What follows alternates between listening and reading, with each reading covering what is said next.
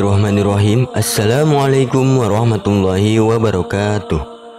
Tahukah kamu bahwa terdapat dosa yang lebih besar dibandingkan dengan berzina dan membunuh bayi hasil dari zina? Bahkan, dosa ini lebih besar 1000 kali lipat dibandingkan dengan dosa zina. Berhati-hatilah karena perbuatan ini banyak sekali yang melakukannya. Kira-kira dosa apakah itu?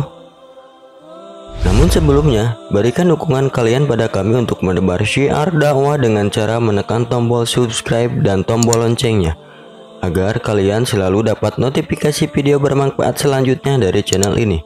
Jangan lupa juga untuk share video ini ke sahabat atau keluarga kalian agar mereka tahu apa yang kalian tahu. Jangan lupa juga untuk berinteraksi dengan kami atau penonton lainnya melalui kolom komentar.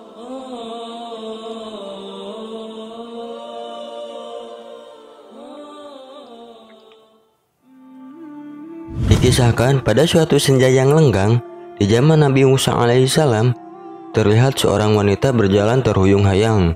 Pakaiannya yang serba hitam menandakan bahwa ia berada dalam duka cita yang mencekam.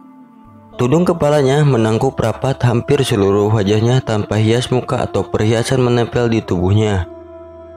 Kulit yang bersih, badan yang ramping, dan roman mukanya yang ayu tidak dapat menghapus kesan kepedihan yang telah meroyak hidupnya. Ia melangkah terseret-seret mendekati kediaman Nabi Musa alaihissalam. Diketuknya pintu perlahan-lahan sambil mengucapkan salam. Maka terdengarlah ucapan dari dalam, "Silahkan masuk."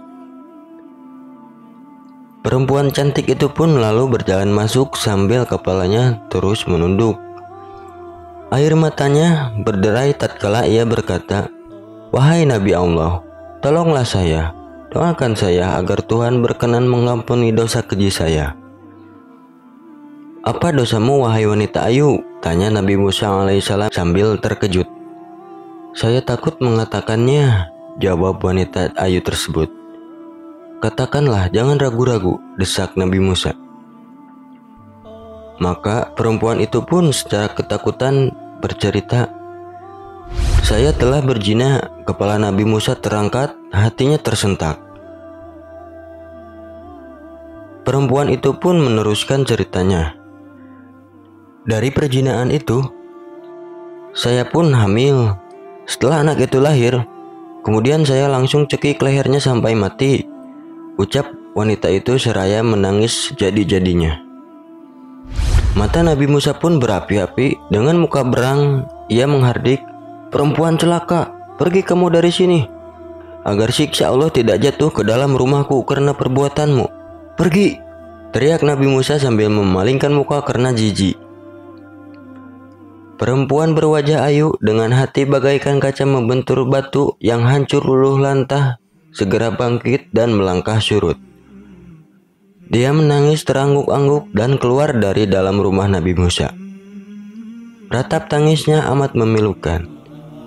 Ia tak tahu harus kemana lagi hendak mengadu. Bahkan dia tak tahu kemanakah kakinya akan melangkah. Bila seorang nabi saja menolaknya, bagaimana pula manusia lain bakal menerimanya? Terbayang olehnya betapa besar dosanya, betapa jahat perbuatannya.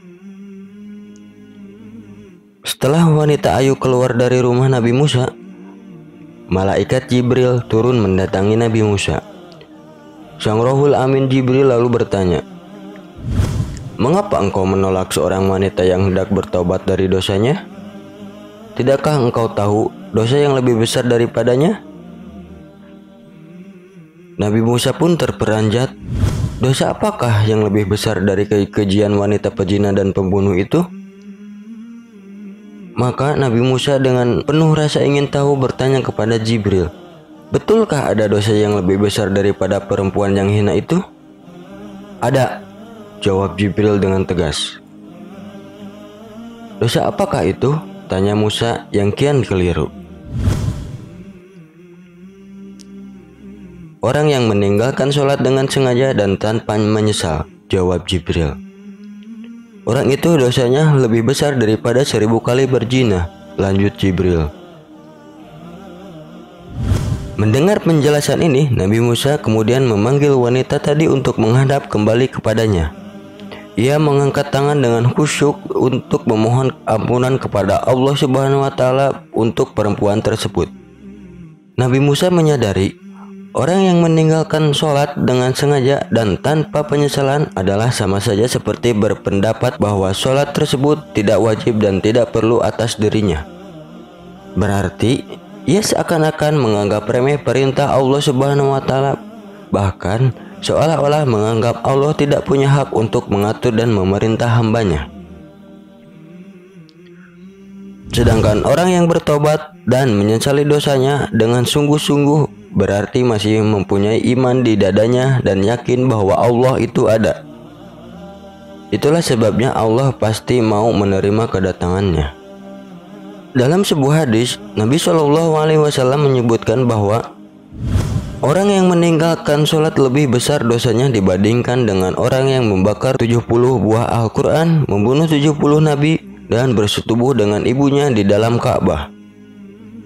Ibnu Qayyim rahimahullah mengatakan, kaum muslimin bersepakat bahwa meninggalkan sholat 5 waktu dengan sengaja adalah dosa yang paling besar dan dosanya lebih besar daripada dosa membunuh, merampas harta orang lain, berzina, mencuri, dan minum minuman keras.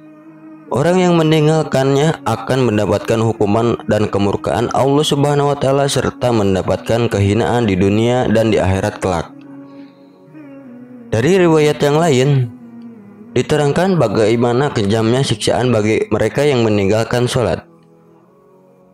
Ibnu Abbas radhiyallahu anhu berkata, jika langit sudah terbuka, maka malaikat akan datang dengan membawa rantai sepanjang 7 hasta.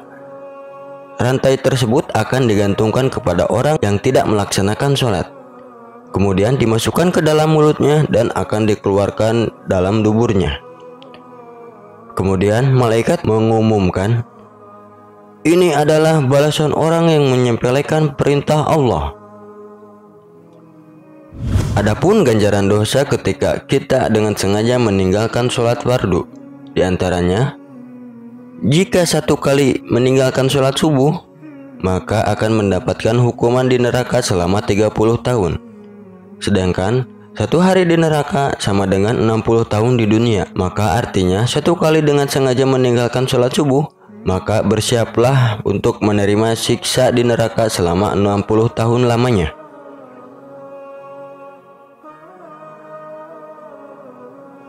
Jika meninggalkan 1 kali sholat zuhur, ganjaran dosanya sama dengan membunuh 1000 umat muslim. Jika meninggalkan 1 kali sholat asyar, sama dengan dosanya meruntuhkan Ka'bah. Jika meninggalkan 1 kali sholat maghrib, sama dengan dosa berzina dengan ibunya apabila laki-laki, atau berzina dengan ayahnya jika ia perempuan. Jika meninggalkan 1 kali sholat isya, maka ia tidak akan diridhoi Allah Subhanahu wa taala untuk tinggal di bumi dan akan didesak mencari bumi atau tempat tinggal yang lain.